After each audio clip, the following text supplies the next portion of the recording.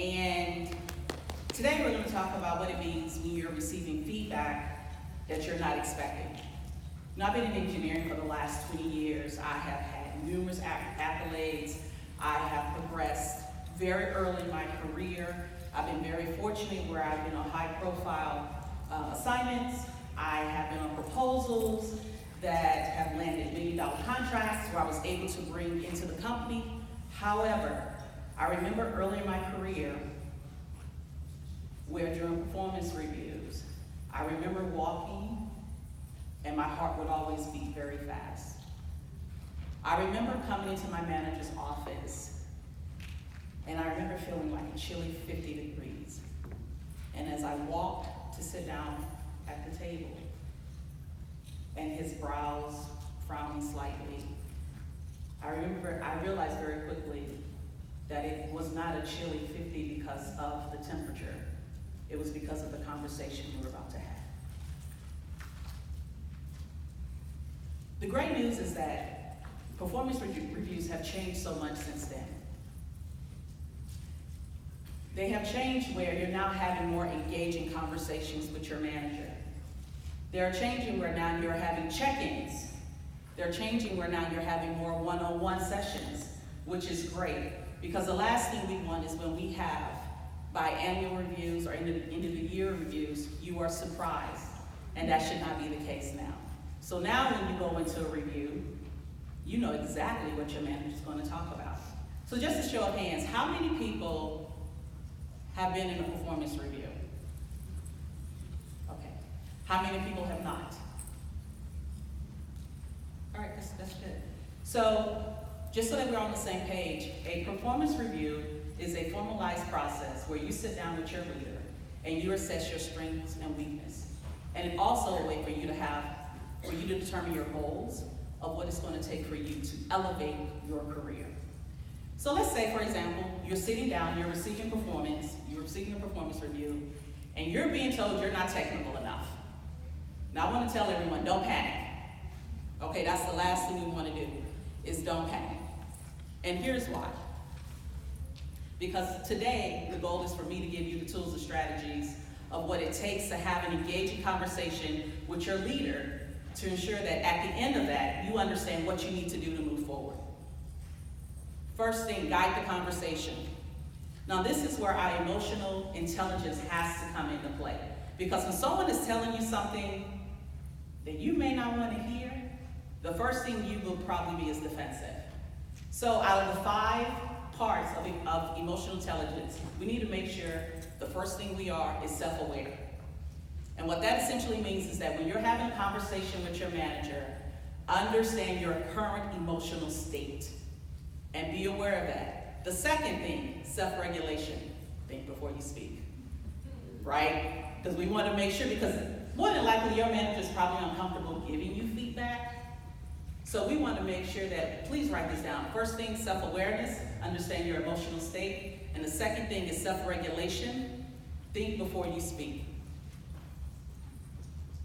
And as I said, you want to guide the conversation. And here's the thing, one thing we don't do is when we are having this feedback, you want to make sure that both you guys are on the same page.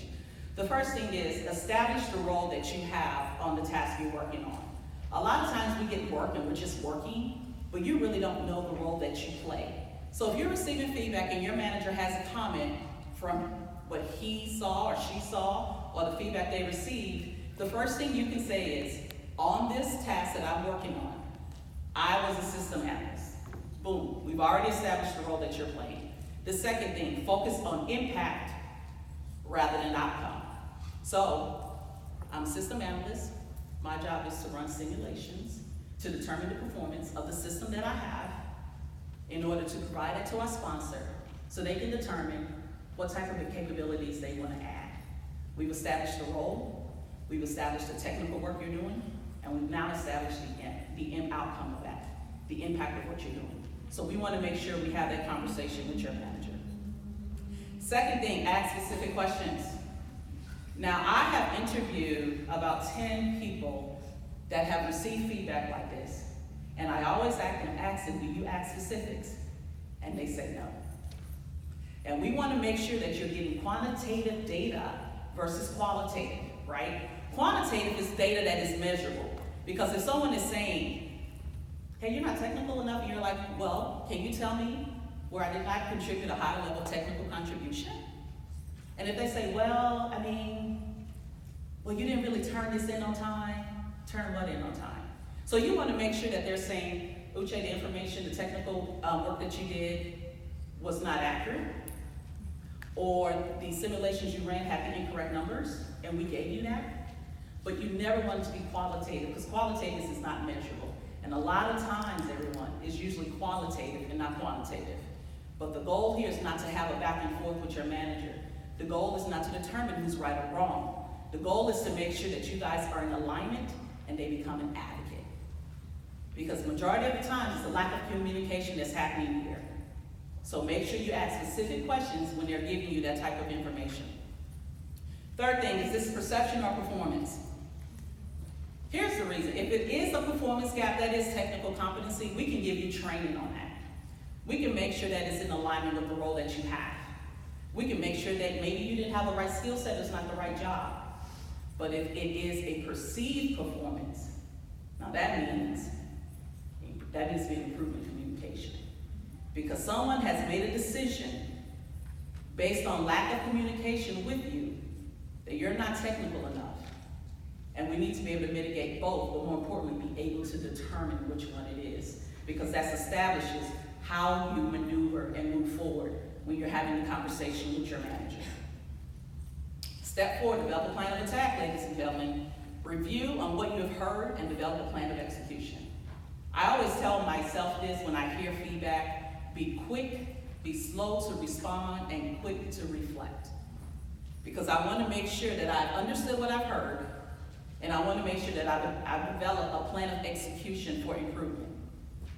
You review your workload with your manager. This is such a great opportunity for you and your manager to have a great relationship and establish if you didn't have one. It's such a great way for you to have an advocate and a sponsor in your manager.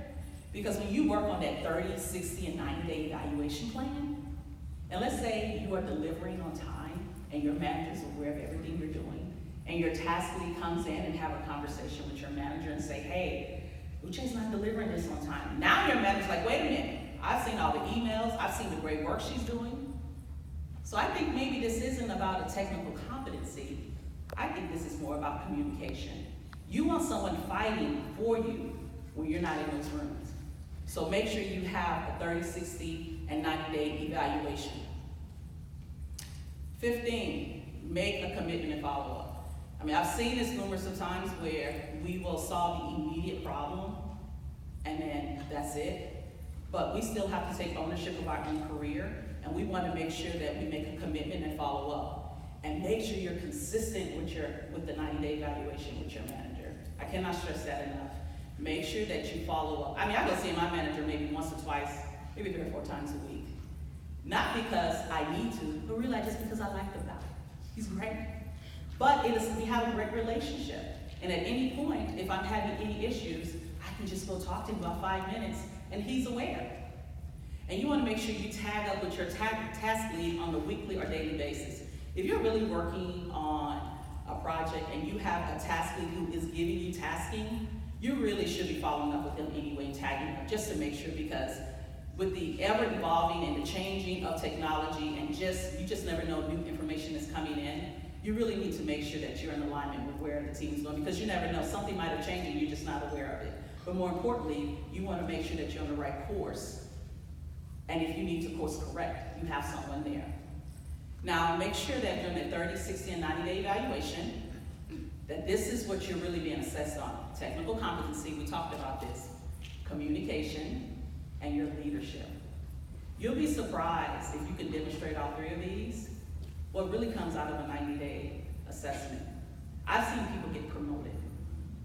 I've seen people get on different tasking, high-profile tasking, because they were able to demonstrate this. But more importantly, they showed that they could communicate, and they started having a great relationship with their manager, who became an advocate for them.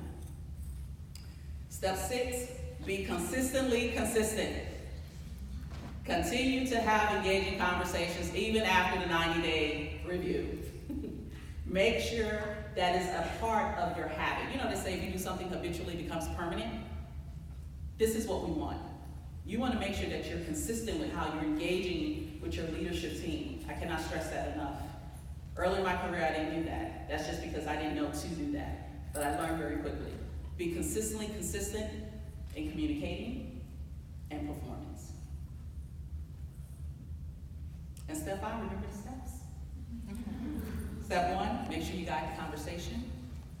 2, ask specific questions. Don't be afraid, because if someone is providing feedback on you, you have a right to get the detailed information from them. 3, is it perception or is it performance? We can mitigate that. If it's perception, we just need to improve our communication. If it is performance, we know that we can get training and put you in the right job. Develop that plan of attack, make a commitment and follow up, and be consistently consistent, but above all, remember